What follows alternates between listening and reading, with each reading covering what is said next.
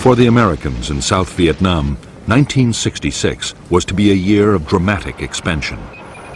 U.S. forces were planned to double to just under 430,000 men. While the buildup was going on, the priority was to secure key parts of the country. By far the most important was the capital, Saigon.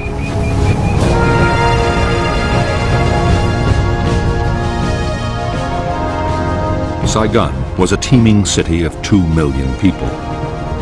It was the seat of the South Vietnamese government and the location of South Vietnamese and American military headquarters.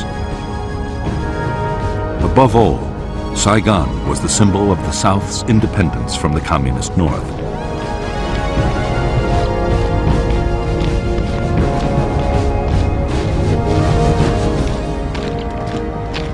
For the commanders of the Viet Cong guerrillas, the capital was the ultimate prize. The tens of thousands of Viet Cong based within 50 miles of Saigon were already drawing a noose tight around the city.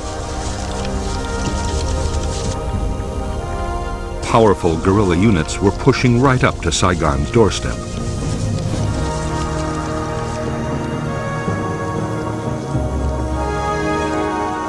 In the countryside around the city, traditional Viet Cong base areas had all the facilities the combat forces needed to prepare their attacks.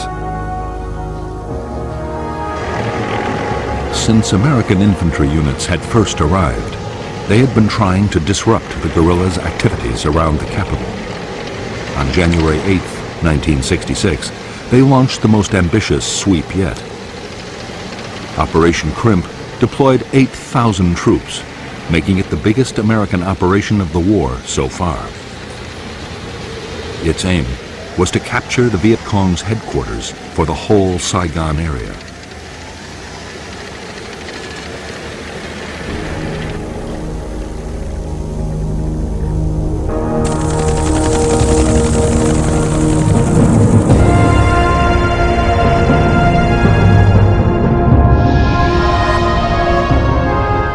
The Viet Cong headquarters for Saigon was believed to be somewhere in the Cu Chi district, the communist stronghold barely 20 miles from the capital.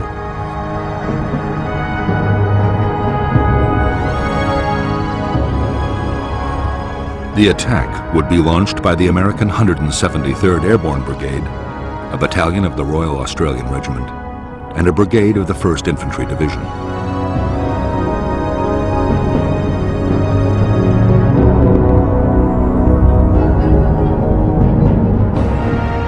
North of Cu Chi town was the disused Philhall rubber plantation and the forested area the Americans called the Hobo Woods.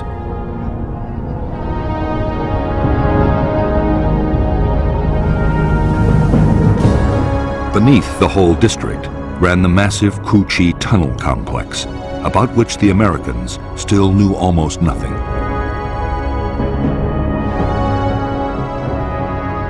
In the tunnels were the Viet Cong's Cu Chi military headquarters, a signals intelligence unit, 2 hospitals, the Saigon political office, and the Saigon regional military headquarters, the one the Americans were looking for.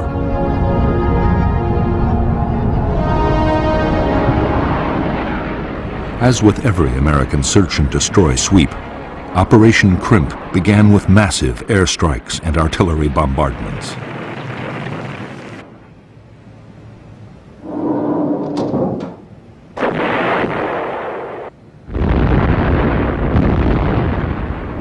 NLF agents had, long before, warned that a big American operation was coming.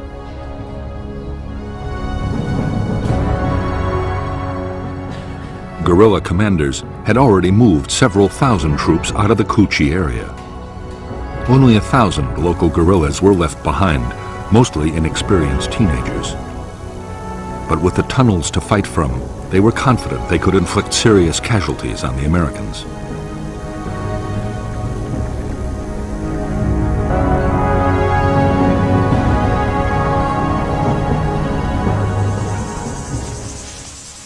Right from the start, as the Americans attacked into the Hobo Woods, They faced rifle fire, grenades, and booby traps.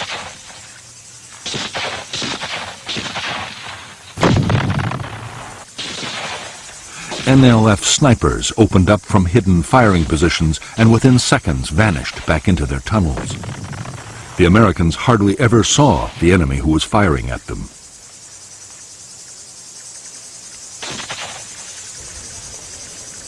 As the days went on, the Americans grew ever more frustrated and demoralized. Dozens of men were killed or injured. Every path seemed to lead to a trap. Only slowly did units begin to discover trenches and bunkers. They also found a handful of tunnel entrances. Still, no one had any idea of the sheer scale of the complex beneath their feet.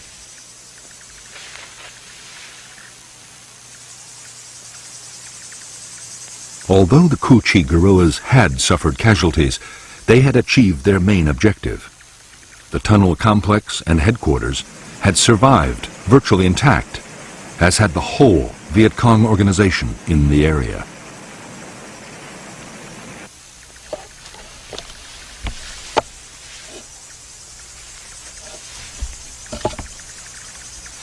In late January 1966, only a few days after the end of Operation Crimp, troops of the 25th Infantry Division arrived at Cu Chi.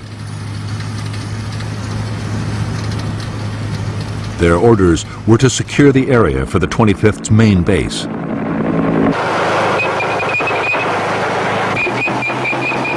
The Americans succeeded in pushing out a perimeter using every ounce of firepower they could muster.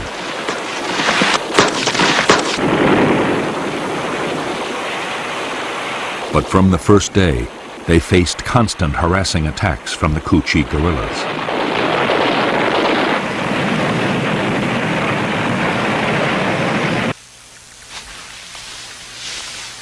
For months, the 25th Infantry Division was plagued by mysterious gun and grenade incidents inside its camp. Slowly, to the horror of the Americans, it was discovered they came from tunnels dug under the base itself.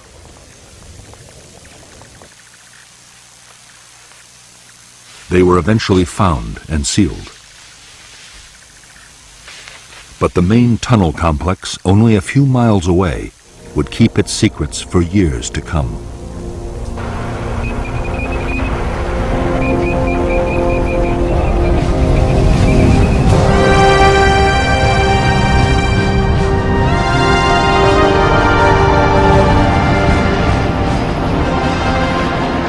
In February 1966, the American 1st Infantry Division mounted 4 big search and destroy operations just north of Saigon.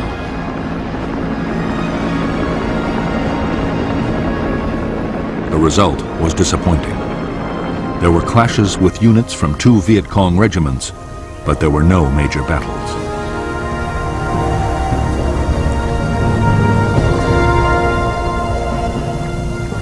What the 1st's commanders wanted was a set-piece fight with the most powerful and dangerous enemy force in the region, the 9th Viet Cong Division.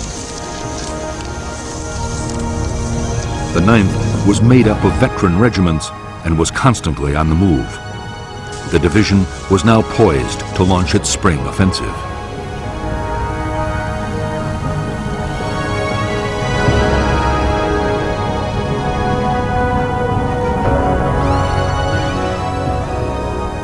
The communist leadership had ordered the Viet Cong to avoid head-on clashes with the Americans unless the odds were very favorable. But NLF leaders still meant to fight aggressively. General Tan, the energetic commander of the NLF, strongly believed that the soldier was more important than his weapons. Tan was certain that what the troops of the 9th lacked in hardware, they would make up for in revolutionary zeal.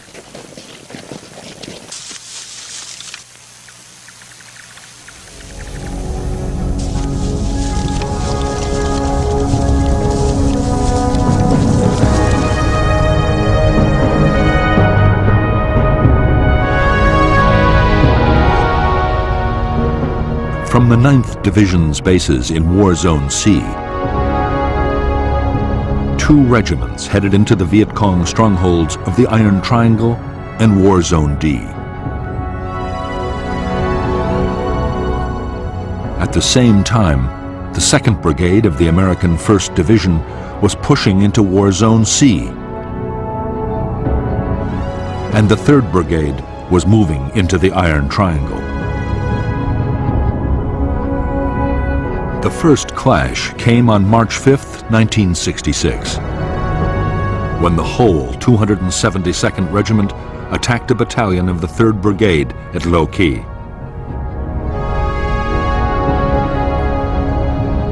Intense U.S. air and artillery strikes drove off the attackers. 2 days later, the American 1st Brigade, with a battalion of the 173rd Airborne, swept into War Zone D.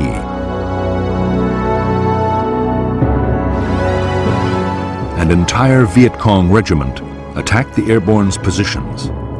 Again, devastating U.S. artillery fire turned back the assault.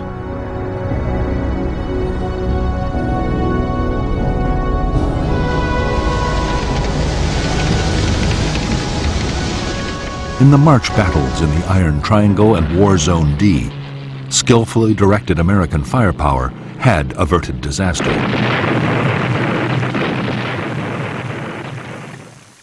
Hundreds of Viet Cong had been killed by artillery and airstrikes. However, to the intense frustration of U.S. commanders, after the fights, the Viet Cong regiments had simply melted away.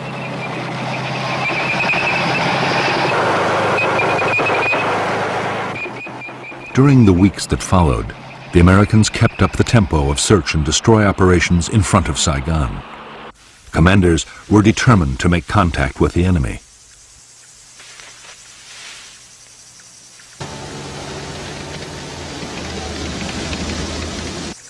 In late April, they launched a major operation into War Zone C to try and find the Viet Cong 9th Division.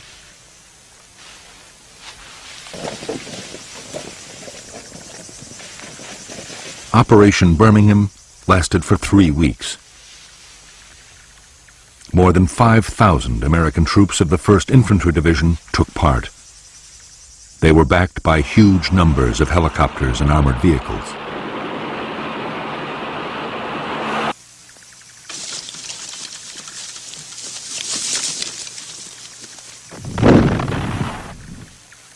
Although there were hundreds of vicious small-scale actions fought by platoons and squads on both sides, the big battles the Americans hoped for never did materialize. In 3 weeks, only 100 Viet Cong were killed.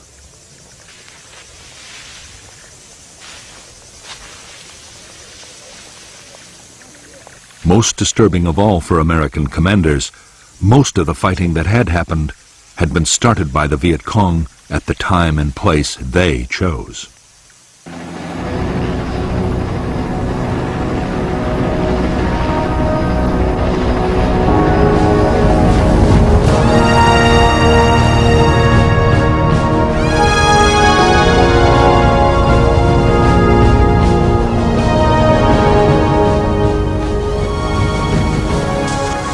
From the start, the Vietnamese had followed the 7 principles of guerrilla warfare laid down by the Chinese leader Mao Zedong.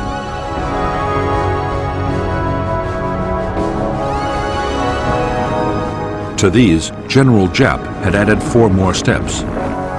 If the enemy advances, we retreat. If he halts, we harass. If he avoids battle, we attack. If he retreats, we follow.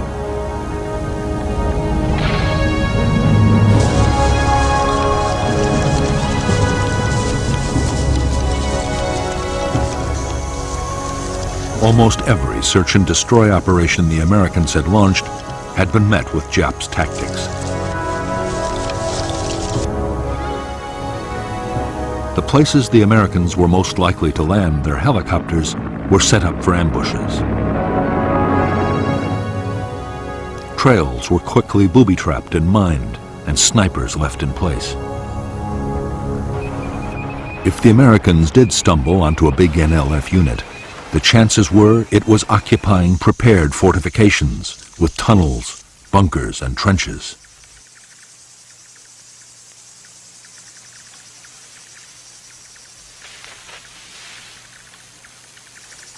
It was when the Americans set up a defensive perimeter for the night or created artillery fire bases, as they did during every operation, that the Viet Cong would attack in strength.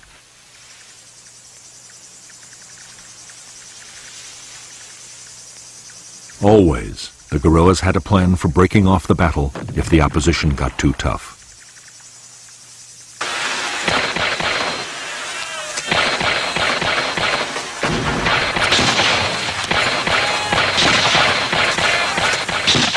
At first, American tactics had been totally unsuited to dealing with a skilled guerrilla enemy. With hard-won experience, that was changing. Commanders learned that helicopter landings had to be fast and aggressive.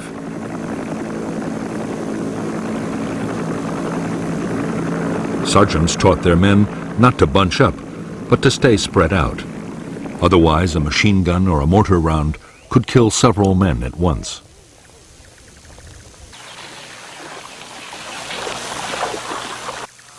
When camp was made, perimeter defenses had to be strong, with clear fields of fire all around.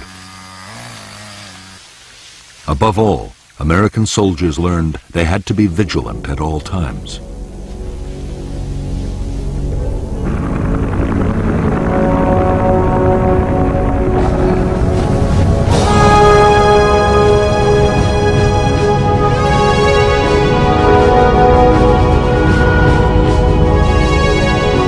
By mid-1966, the U.S. Commander General Westmoreland was getting more and more impatient. His whole strategy depended on causing the enemy to lose men and equipment faster than they could be replaced. For that, Westmoreland needed big battles.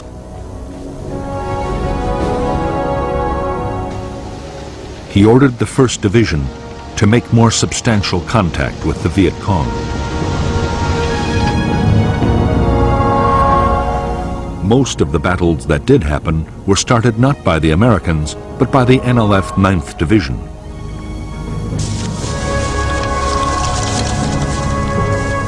Route 13, linking Saigon to the Cambodian border, was the site for major ambushes. In some, the guerrillas struck with 1,000 troops at a time.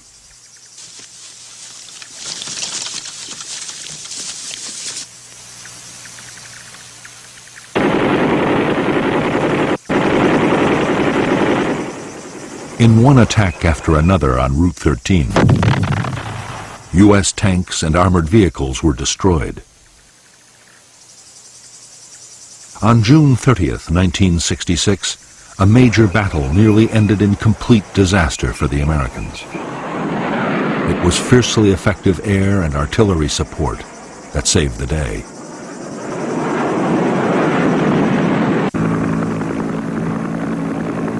Soon after the battles, the whole NLF 9th Division moved back into its most impenetrable base areas.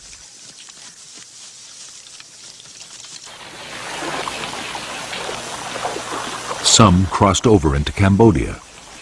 There, General Tan meant to rebuild the division for a new campaign in November, the start of the next dry season.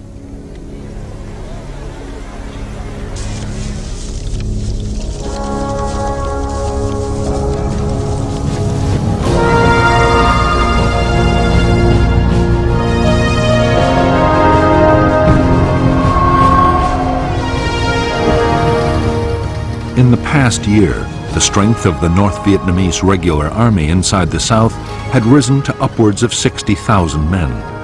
Of these, 10,000 were concentrated in the remote Central Highlands.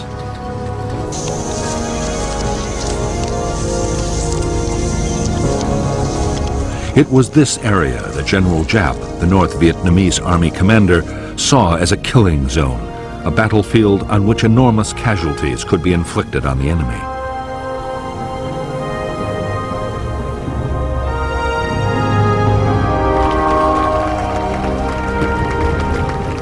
Giap believed that the forests and mountains of the Central Highlands were especially well suited to big military operations.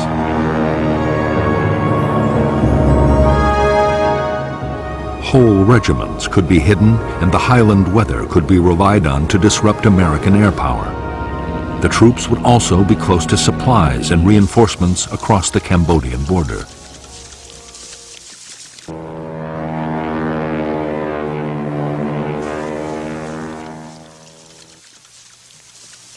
As fighting units, the NVA were tough, well-disciplined, and well-trained. For months, they had been constantly on the offensive. Their main target was the South Vietnamese Army, but isolated American Special Forces camps were also hit.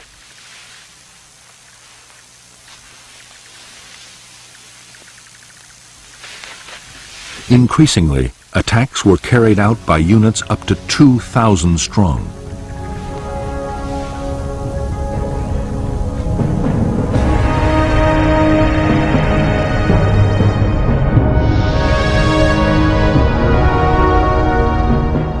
The North Vietnamese Army units in the Central Highlands of Vietnam were part of a strategy meant to keep the Americans off balance.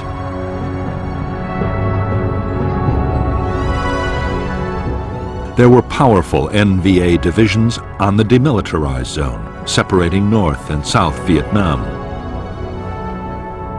And there were the NLF regiments opposite Saigon. Communist forces could present the Americans with a challenge in any of the three areas and force them to react.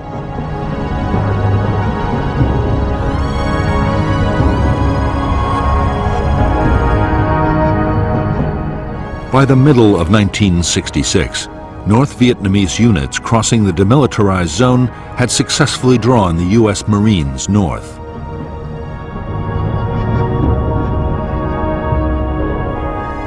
In the highlands, the NVA 24th Regiment had engaged elements of the 101st Airborne Division. The 1st NVA Division had pulled a U.S. infantry brigade and the 1st Air Cavalry towards the Cambodian border.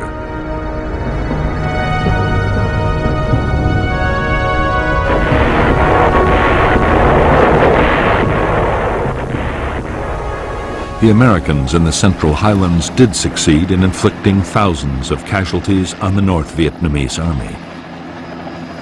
But in some of the most arduous fighting country in Vietnam, the Americans found it impossible to trap large enemy units.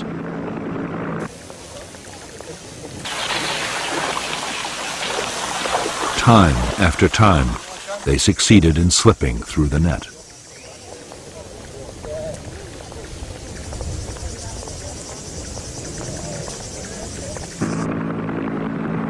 Although the American military were killing 5 North Vietnamese soldiers for every one of their own losses, Northern commanders were still confident. General Giap was sure that his forces could stay on the offensive and take heavy casualties as long as there were no dramatic defeats. The manpower potential of North Vietnam had barely been tapped.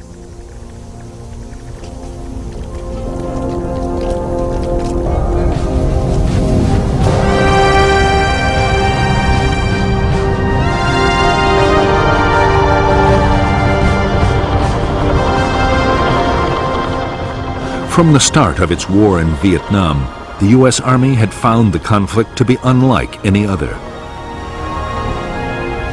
As Viet Cong attacks proved every day, there was no front line. Each side controlled only the territory immediately around its positions or its bases. The Army was calling it area war.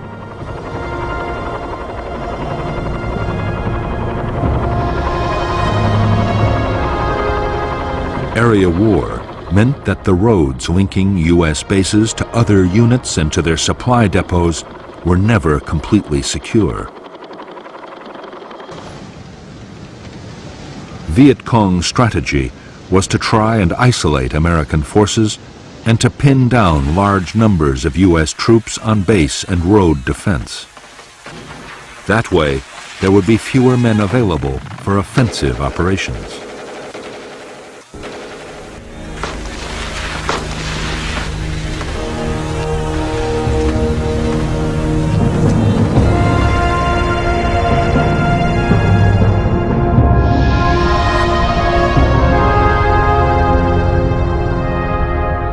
The supply lifelines for the 25th and the 1st U.S. Infantry Divisions were the roads linking their major bases to Saigon, Bien Hoa Air Base, and Long Binh, the biggest supply depot in Vietnam.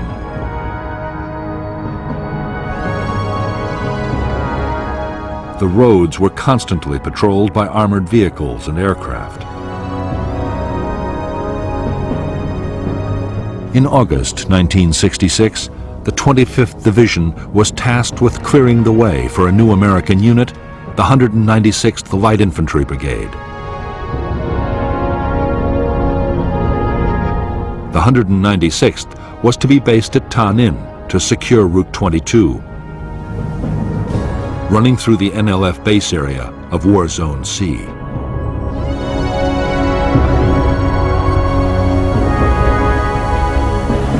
By October 1966, the NLF 9th Division had almost recovered from the battles of the previous July. Its losses in men and equipment had been replaced by supplies and reinforcements sent down the Ho Chi Minh Trail from North Vietnam.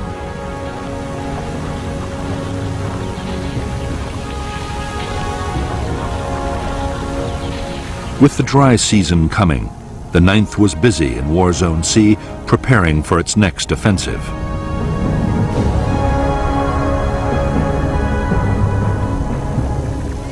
The renewed activity of the 9th Division did not pass unnoticed by the Americans. Special Forces units mounted an intense reconnaissance effort deep inside Viet Cong territory. The reports they brought back seemed to show that the 9th's next target might be the Special Forces' own base camp, northeast of Tay Ninh City.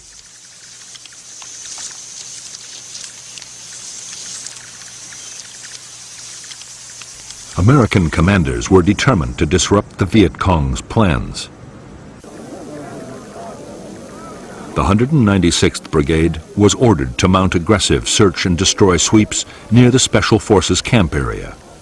The sweeps, starting on September 14, 1966, were codenamed Operation Attleboro.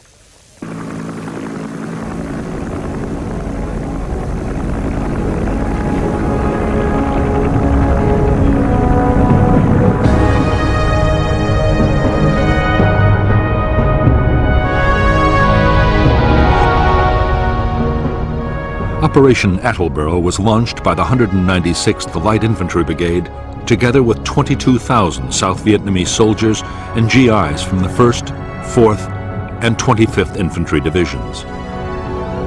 Almost at once, huge supply caches belonging to the NLF 9th Division were found by the Americans south of the Michelin rubber plantation. It was believed the NLF were somewhere between the plantation and the American Special Forces base at Suy Da.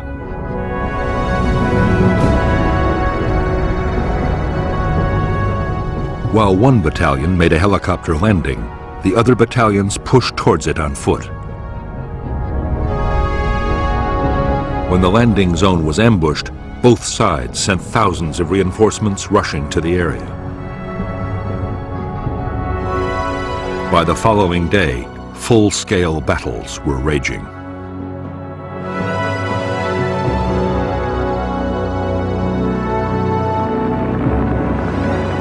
In the first days of Operation Attleboro, almost every fresh American unit sent in was ambushed.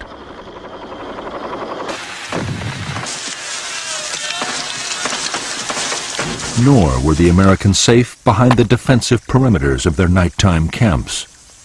NLF units struck with thousands of men at a time and came close to wiping out whole American formations.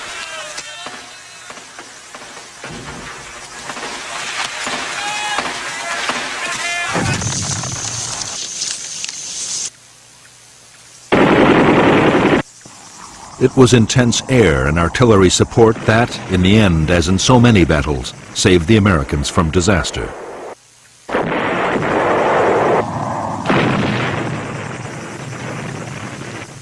Even then, many of the NLF battalions were attacking out of bunkers, trench lines, and tunnels, and were sometimes able to withstand the most punishing bombardments. The inexperience of the 196th was also telling. Tactical coordination between the brigade's units was poor.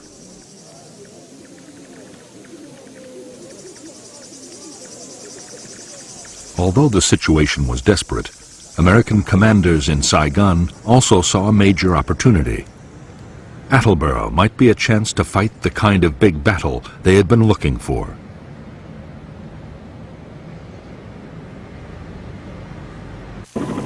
The 1st Infantry Division raced 2 brigades to the area, and unit after unit was piled on.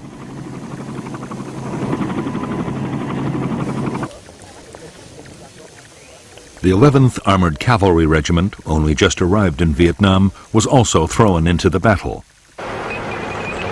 Within days, there were 22,000 American troops in the Attleboro area.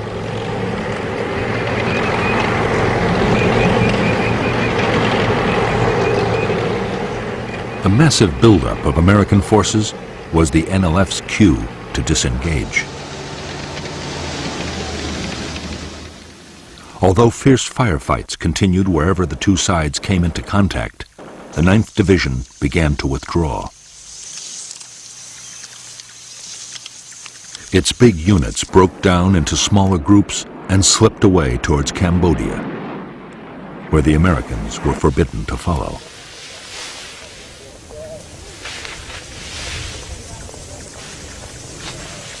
In Operation Attleboro, the Americans had failed to destroy the 9th Division in an all-out battle.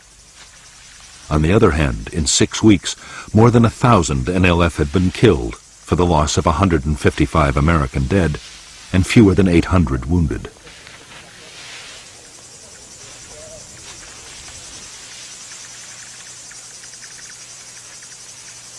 U.S. troops had captured a massive amount of enemy stores and documents, and Viet Cong plans for the coming months had been badly disrupted.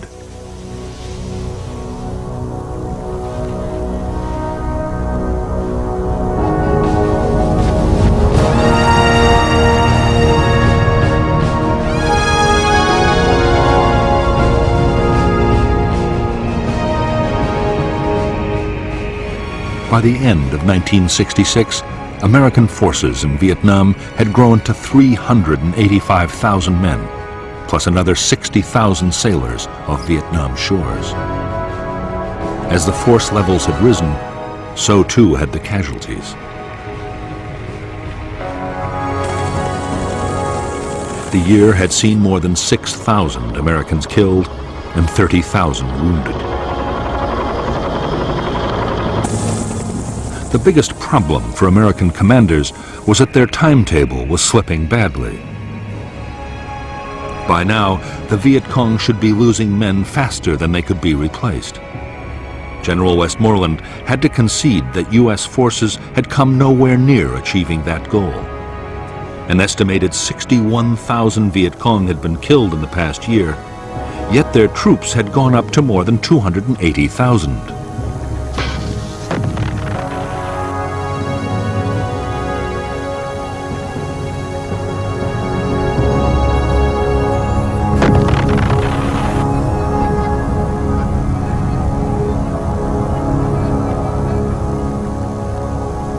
Part of the problem was that the American bombing campaign against North Vietnam and its supply routes to the south was still failing.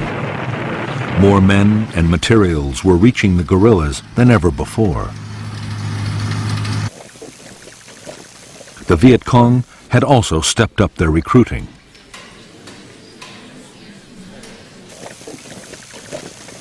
There was one cause for optimism on the American side. Operation Attleboro had seemed to show the Viet Cong would fight if their base areas were threatened.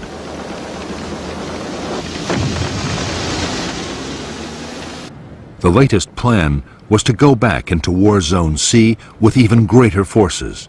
But first the Americans wanted to solve an immediate problem. The districts just in front of Saigon, the Iron Triangle and Cu Chi, were still major Viet Cong strongholds.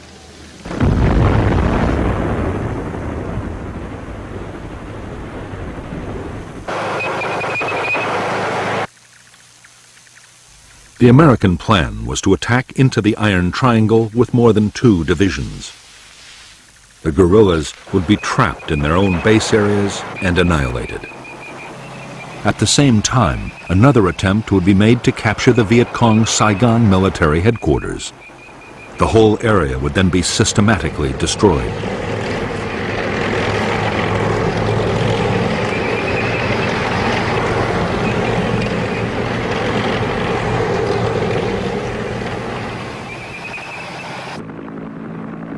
Before the attack, American aircraft dropped 20,000 leaflets telling the population to leave at once.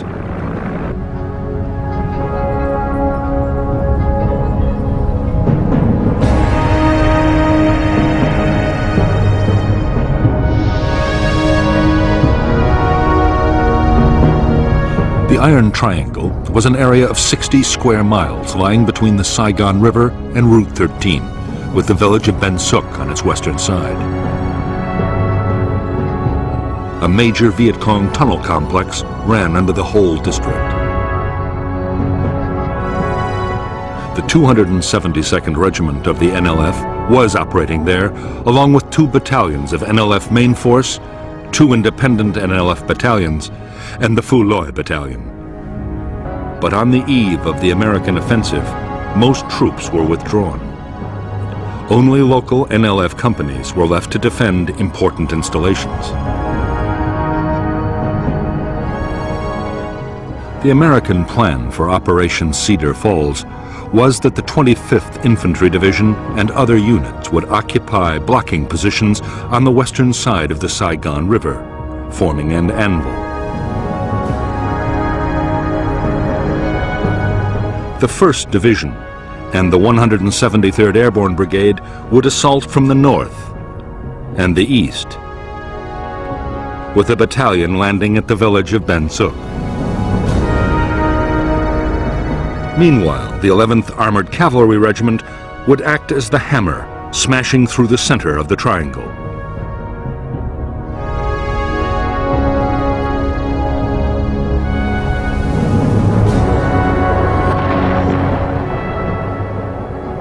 Operation Cedar Falls opened with 4 days of attacks by B-52 bombers. Artillery and airstrikes followed, and a wall of fire was laid down to cut off the NLF's retreat.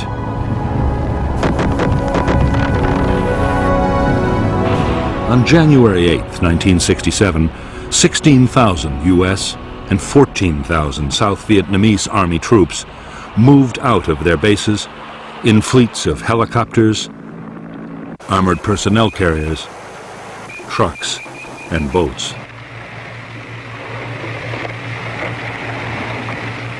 In the first hours of Operation Cedar Falls, the village of Ben Suc had been captured with barely a shot fired. The local company of 100 NLF fighters had been taken completely by surprise.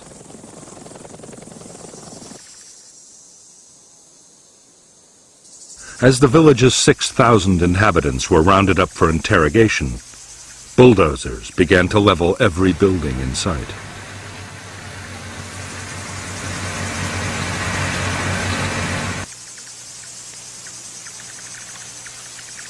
The American operation to smash the Iron Triangle lasted 19 days. With only local Viet Cong left to defend the area, and most of those hidden in tunnels, there was almost no heavy fighting. American losses were 72 killed and 337 wounded, mostly to snipers and booby traps.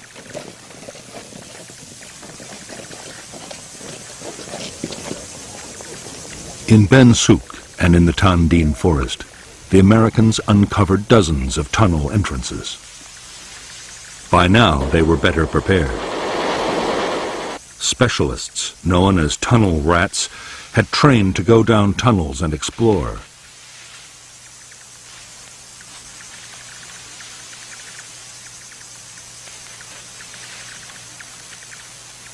In the cramped spaces underground, they faced gunfire, booby traps, and mines.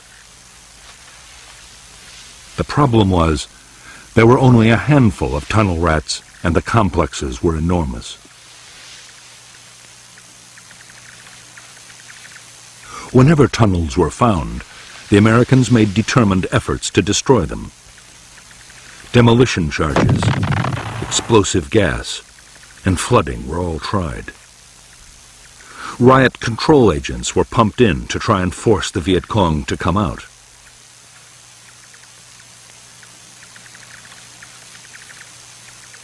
Nothing really worked. The tunnels were designed so that neither gas nor water could penetrate far.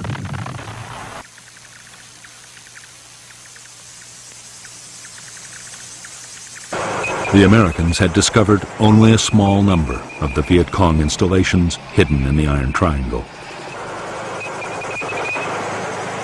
But those they did find yielded astonishing quantities of material. There was enough rice to feed 13,000 guerrillas for a year, along with over 7,000 uniforms, a huge underground hospital, and over a ton of medicine. 500,000 documents were discovered, including detailed maps of air bases and the private addresses of Americans in Saigon.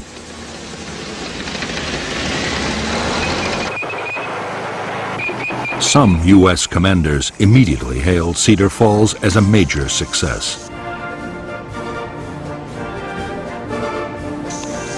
Westmoreland was much more cautious.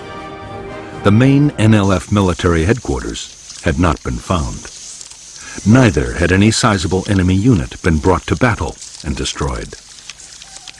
In the end, 720 Viet Cong had been killed for the loss of 72 Americans.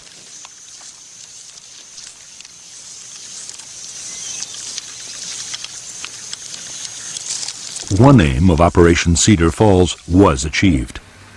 The Iron Triangle was completely and utterly destroyed. After its inhabitants were moved out to refugee camps, the district was turned into an uninhabitable wasteland. Huge Rome plows cut 20-foot wide avenues crisscrossing the forest to make any movement instantly visible from the air. These massive machines could plow the tallest trees into the ground. 60 square miles of forest near Saigon were plowed under in the Iron Triangle. Afterwards, Operation Ranch Hand aircraft sprayed lethal defoliants to destroy the jungle cover and make it impossible to grow crops.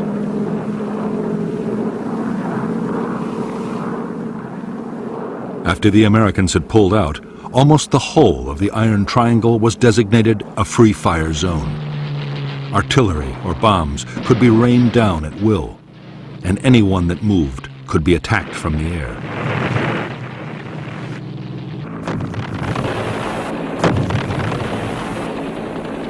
Yet to the astonishment of the Americans, within weeks of Operation Cedar Falls, the Viet Cong were active again in the Iron Triangle.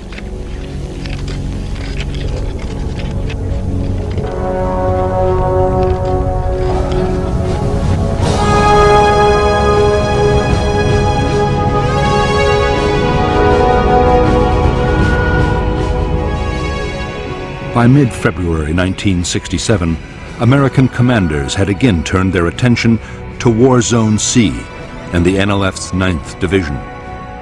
The new offensive was codenamed Junction City.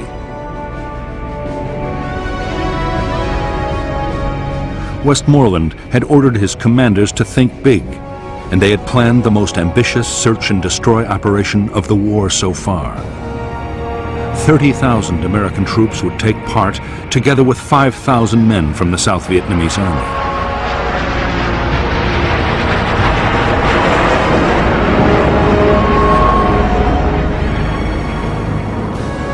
The main targets of Operation Junction City were the Viet Cong's biggest base areas and their main military headquarters for South Vietnam.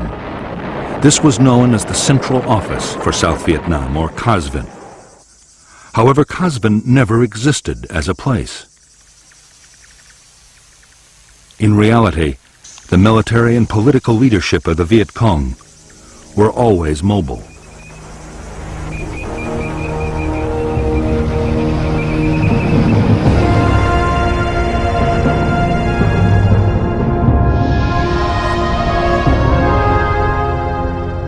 The Viet Cong base areas of War Zone C held the 9th Division's 3 regiments, a regiment of the NLF's new 5th Division, and 2 North Vietnamese Army regiments. Altogether, more than 10,000 troops. There were also thousands more local Viet Cong scattered throughout the region.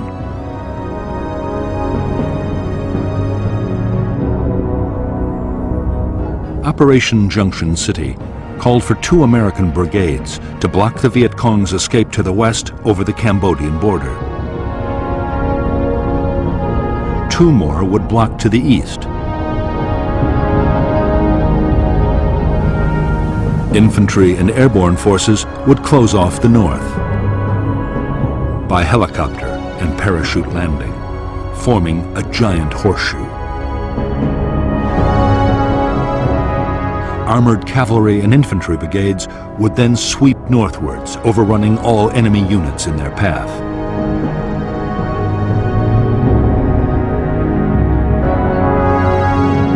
In the second phase of Junction City, a series of special forces camps would be built, along with a bridge over the Saigon River, and operations would shift to the east.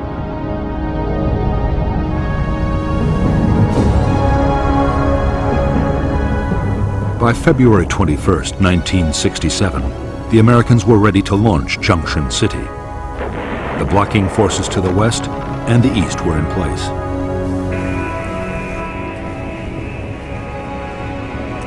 All that remained was to insert the northern force.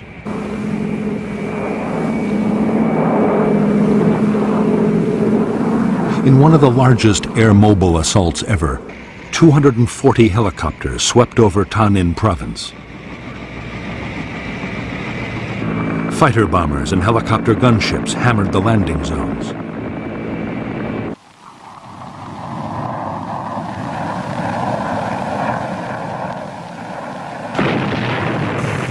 Within hours, 2,000 troops were deep inside Viet Cong territory.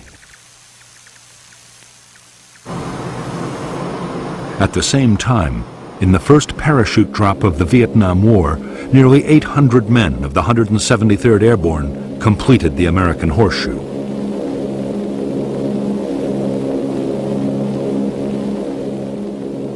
The day after the massed air-mobile landings, infantry and mechanized units began pushing north into the Horseshoe.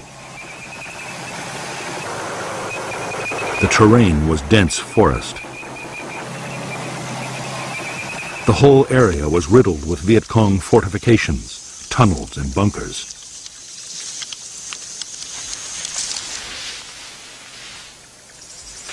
Although there were scattered firefights, and the Americans lost men to snipers and booby traps, there were few big actions.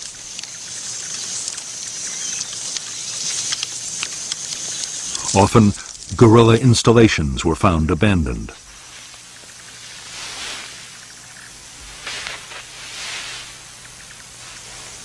The battles that did happen were started by the Viet Cong.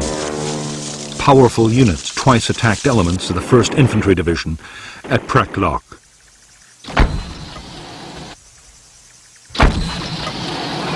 Furious American bombing and artillery fire drove off the assaults.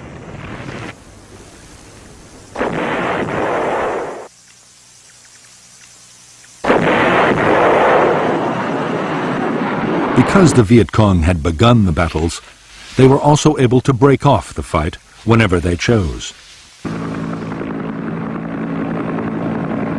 Nor were the American blocking forces able to trap them and make them fight. The dense vegetation meant the guerrilla battalions could break down into platoons and filter through American lines. By now, the Viet Cong military leadership the Americans were searching for had also slipped away, across the border into neutral Cambodia.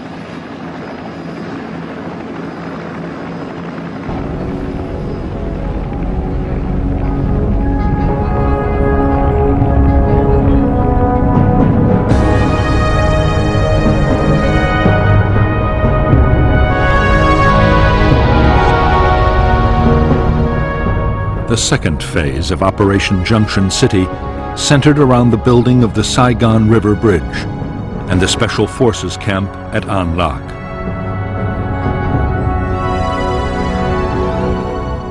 Convoys of trucks shuttled up and down Route 13 with building materials. For defense, artillery fire bases, including Fire Support Base 20, were scattered along the road. Firebase Gold and Landing Zone George were created for search and destroy sweeps.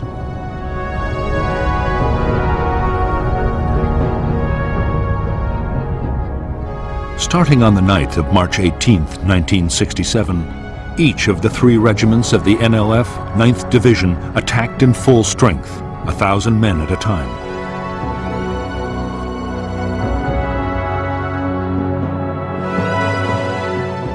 Each attack was driven off by overwhelming American air and artillery fire.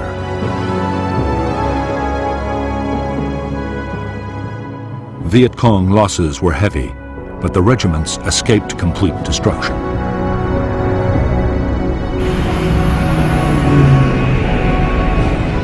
Operation Junction City lasted 72 days. By its end in May 1967, this operation, coupled with the Cedar Falls offensive, had cost 282 American lives and 1,500 wounded. Nearly 3,000 Viet Cong had been killed. Guerrilla bases had also been overrun and installations destroyed.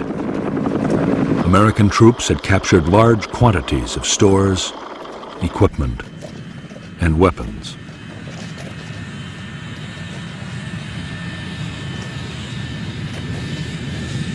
Although some American commanders hailed Junction City as a turning point in the war, the operation was barely over before doubts began to surface.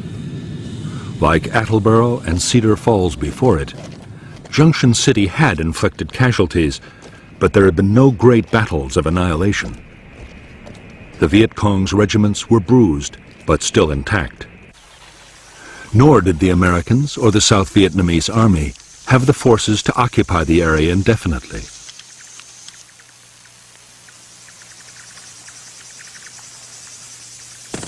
As soon as they had gone, the Viet Cong regiments returned to rebuild their base areas and reclaim War Zone C.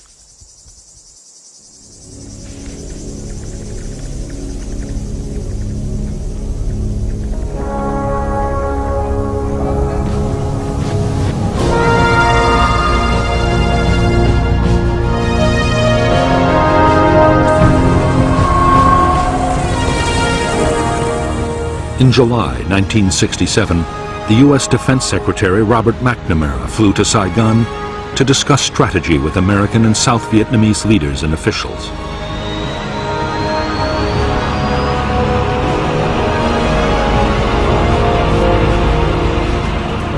By now, the Viet Cong's big units were supposed to be smashed. Instead, Viet Cong numbers were still growing, and there was no sign the enemy was about to give up the fight.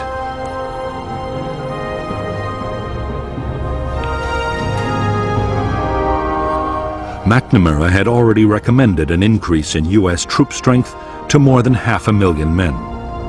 But now, he doubted even that would produce victory soon.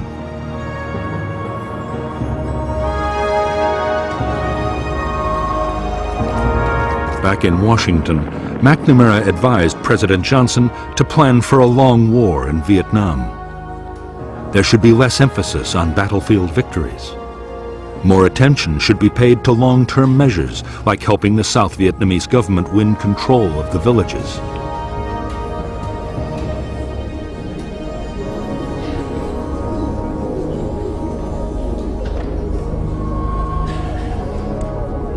Meanwhile, the cost of the war in casualties and dollars should be kept down in case the American public lost patience.